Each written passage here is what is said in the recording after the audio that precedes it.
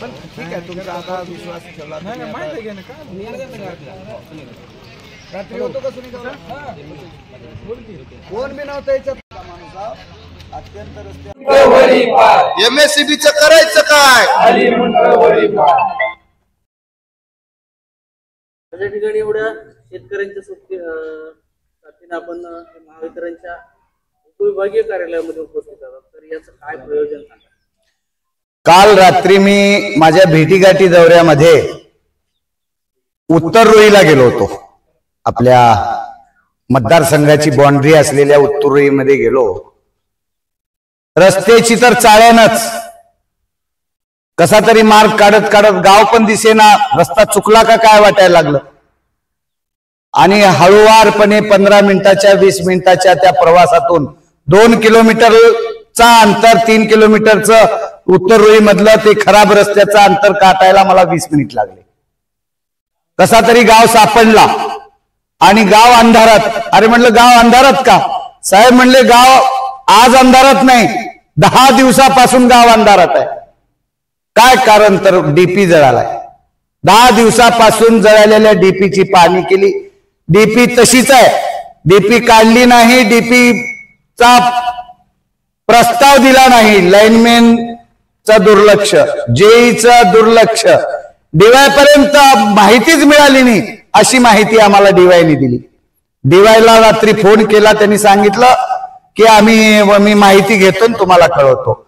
मी सकाळी 10-10:30 पर्यंत या कार्यालयाचा मला काहीतरी फोन येईल असं अपेक्षित होतं, पण फोन न आल्यामुळं मी शेतकरी बांधवासह अहमदपूर येथील सहाय्यक अभियंत्याच्या वीज वितरण कंपनीच्या कार्यालयामध्ये मी आता अर्धा तास ठिय्या आंदोलन केलं.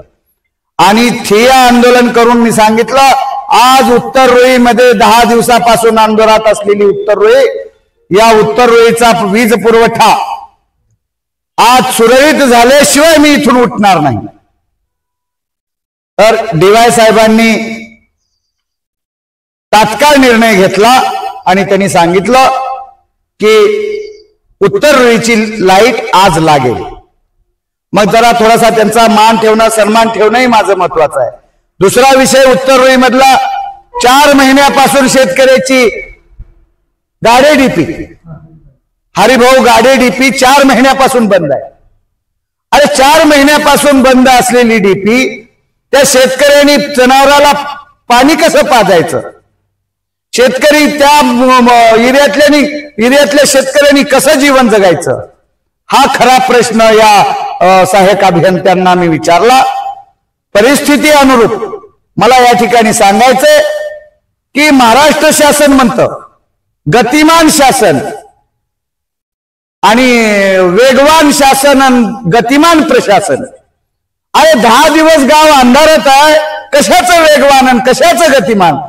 आम्हाला भारतीय जनता पार्टीचे कार्यकर्ते म्हणून घ्यायला लाज वाटते. या राज्याचे ऊर्जा मंत्री देवेंद्र फडणवीस असताना, भारतीय जनता पार्टीचं शासन राज्यात असताना, रोई उत्तर रोई हे भारतीय जनता पार्टीवर अतोनात प्रेम करणारं गाव जर 10 दिवस अंधारात असेल तर माझ्यासारख्या कार्यकर्त्याला आणि भारतीय जनता पार्टीचा पदाधिकारी म्हणून घेणाऱ्या पदाधिकाऱ्याला ही लांछनास्पद बाब आहे. म्हणून मी स्वतः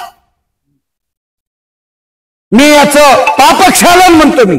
म्हणून मी आज ठिय्या केला आणि मला रात्री मिळालेल्या माहितीनुसार 24 तासाच्या आत या गावामध्ये लाईट लागली पाहिजे, अन्यथा उद्याच्या 10 वाजता मी या महावितरण कंपनीच्या कार्यालयाला कुलप ठोकणार आणि 2 दिवसामध्ये माझ्या त्या हरिभाऊ गाडे डीपी जर 2 दिवसात नाही बसली तर मी 2 दिवसानंतर पुन्हा या महावितरण कार्यालयाला कुलप ठोकून या शेतकरी बांधवांना दिलासा देण्याचं काम करणार.